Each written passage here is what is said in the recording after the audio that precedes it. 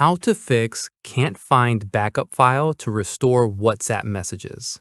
This tutorial shows you how to locate and restore your missing WhatsApp backup. First, open the Settings application on your Android device. The Settings menu will appear on screen. Next, scroll down and tap on Apps. Your app list will load. Following that, find and tap on WhatsApp in the list. The WhatsApp app info page will open. Now, tap on Permissions. Your permission settings will be displayed. Moving forward, make sure storage and files permissions are allowed. These permissions let WhatsApp access your backup files. Afterwards, go back and open WhatsApp. The app will launch to your chat screen. Then, tap on the three dots at the top right corner. The menu options will drop down.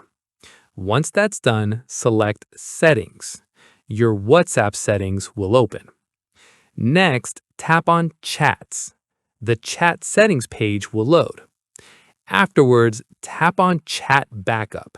Your backup settings will be displayed.